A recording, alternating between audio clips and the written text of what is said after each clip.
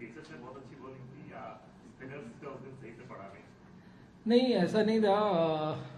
Spinners ने भी अच्छी डाली, बट कभी कभी होता है कि आप अच्छी बॉलिंग डालते हो, विकेट नहीं मिलती, और कभी कभी फास्ट बॉलर इतना अच्छे बॉल नहीं डालते बट विकेट मिलती है। तो T20 फॉर्मेट वैसा ही है, फास्ट बॉलर को फुल टॉस में विकेट मिल जाती है, स्पिनर्स को छोटे बॉल पे मिडल नहीं होता, विकेट मिल जाए, ऐसे ऐसे होता रहता है। तो एज ए बॉलिंग यूनिट सबने अच्छा बॉल डाला, और जब जब हमें विकेट चाहिए था तभी फास्ट बॉलरों ने विकेट दिया, हार्दिक ने ब्रेक थ्रूज दिए, भुवी ने लास्ट में एक ओवर में 2 आउट किए। तो मेरे ख्याल से सभी ने कलेक्टिवली अच्छा परफॉर्मेंस किया। जैसे स्पिनर्स को विकेट नहीं मिला था, बट उनका काम था जगह पे एरियाज पे रन लीक नहीं करने, क्योंकि कभी कभी ऐसा हो जाता है कि 15-20 रन अगर आप ज्यादा दे देते हो तो वो भी आपको भारी पड़ सकता है।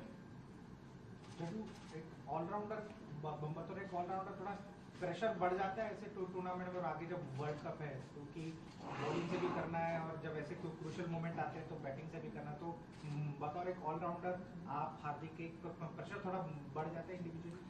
प्रेशर तो हमेशा रहता ही है, आप इंडिया के लिए खेलो तो प्रेशर तो रहना ही है जब तक आप खेलोगे तब तक। बट हाँ, एक रिस्पॉन्सिबिलिटी लेके खेलना होता है बैटिंग बॉलिंग, क्योंकि कभी कभी बैटिंग ऐसी सिचुएशन में आती है जहाँ टीम फंसी होती है, वहां से आपको मैच जिताना होता है। कभी बॉलिंग भी वैसी सिचुएशन में आती है, तो मेरे ख्याल से वो भी एक अच्छा लगता है कि अंडर प्रेशर आप ज्यादा परफॉर्मेंस अच्छा करते हो, और आपको एक सेटिस्फेक्शन मिलता है कि एज ए प्लेयर आप कॉन्फिडेंट मिलता है कि आपने अंडर प्रेशर में परफॉर्म किया है, तो आने वाले मैचों में आप और ज्यादा अच्छा करते हो।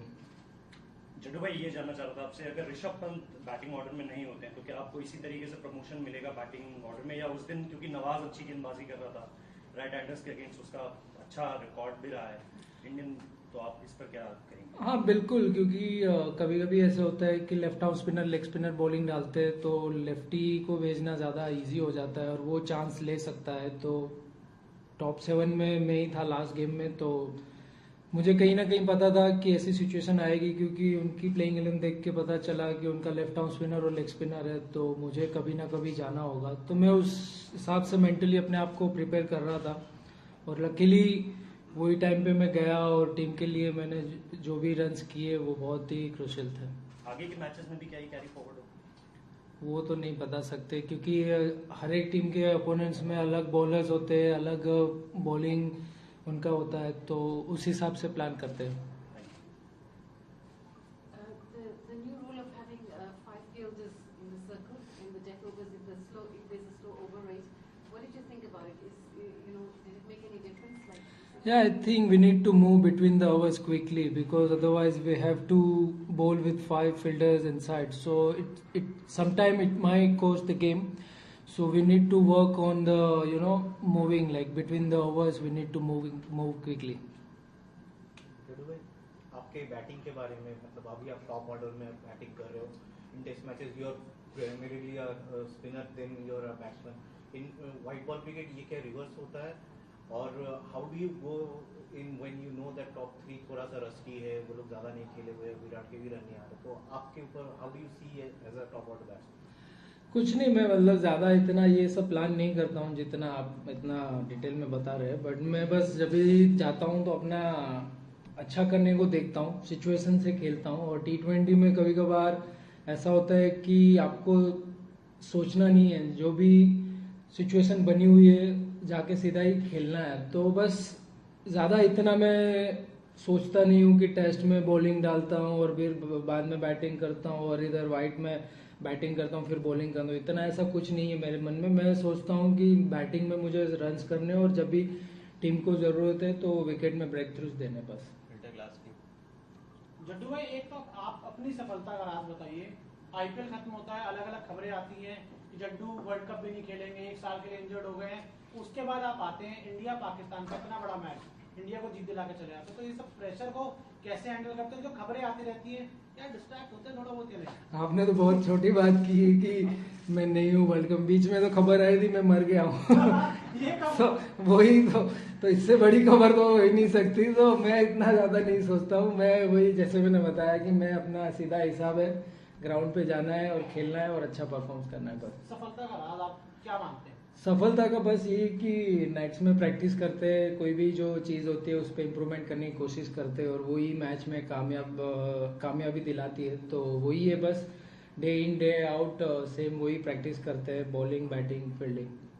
Ravindra, Vimal Kumar this side. एक सवाल ये, आप अगर बॉलर हैं इंडिया के, जब आप बॉलिंग करते हैं इंडियन बैटिंग लाइनअप को जिसमें रविंद्र जडेजा, हार्दिक पांड्या, दिनेश कार्तिक ऐसे फिनिशर हैं, उस समय रविंद्र जडेजा बॉलर की स्ट्रेटेजी क्या होगी? क्या उनको डर लगेगा ये बैटिंग लाइनअप देखकर? बिल्कुल है, क्योंकि कोई भी टीम के पास इतने ऑप्शंस होते हैं तो वो खुल के ही खेलेंगे, तो ऑब्वियसली प्रेशर तो रहेगा ही। और जैसे हमारा बैटिंग लाइनअप है, हमारे पास सभी ऐसे बैट्समैन हैं जो सभी गेम खेल सकते हैं। तो मेरे ख्याल से अगर ऐसा कोई भी टीम के पास बैटिंग लाइनअप है तो जरूर वो प्रेशर तो रहता ही है। तो जड्डू बॉलर क्या करेंगे वो नहीं बताया? जड्डू बॉलर तो एक साथ में कैसे खेल डाल सकता है? नहीं, बिल्कुल ही। अगर सामने वाली टीम में ऐसा अगर कोई है तो वो T20 स्पेशली कहाँ कौन से एरियाज पे बैट्समैन खेलता है, कौन सा उसका स्ट्रॉन्ग जोन है और कौन से एंड से डाल रहा हूँ, चाहे आउटफील्ड बड़ा है, तो वो सब चीज़ दिमाग में रख के बॉल डालने की कोशिश करूँगा। How do you look at tomorrow's game against Hong Kong, and how can they challenge you, or will you be challenging yourselves to? Definitely, we gonna play with the positive mindset. We're not gonna take it lightly because in T20 on a given day anything can happen. So we'll definitely look to play positive and give our best. Last 3। Sir ये बताइएगा कि आखिरी overs में लग रहा था कि India बड़ा टफ मैच रहा इंडिया पाकिस्तान का, तो लग रहा था कि इंडिया मैच हार भी सकता है। तो नसीम शाह अगर कोई क्रैम्प्स ना आते तो आप समझते हैं कि इंडिया मैच हार सकता था। और दूसरा, नसीम शाह की बॉलिंग के बारे में बताइएगा कैसी है? नहीं, ऐसा कुछ नहीं है कि क्रैम्प्स नहीं आते तो हम हार जाते, ऐसा कुछ नहीं था। क्योंकि T20 में लास्ट में तो कोई भी बॉलर प्रेशर में रहता ही है, तो चाहे कितना भी बड़ा बॉलर हो या कोई भी एक्सपीरियंस बॉलर हो, तो लास्ट के 2-3 ओवर में कोई भी बॉलर प्रेशर में रहता ही है। तो मेरे ख्याल से बस वही इंटेंट था कि जितने भी रन आए वो 18-19 तक ज़्यादा रन कोशिश करेंगे, ताकि अगर लास्ट ओवर में जितने कम रन बच जाए उतना अच्छा है। और लकीली हमने जो ट्राई किया वही डिलीवर हुआ। और नसीम साहब मतलब अच्छे यंग तेज बॉलर है, अच्छे, उनको पता है कि उनको कौन से एरियाज में बॉल डालनी है और कौन से बैट्समैन के अगेंस्ट क्या लाइन लेंथ डालनी है। तो मेरे ख्याल से उनके तीनों फास्ट बॉलर अच्छे थे, जो तीनों अच्छे एरियाज में बॉल डाल रहे हैं, तो इतना इजी नहीं था।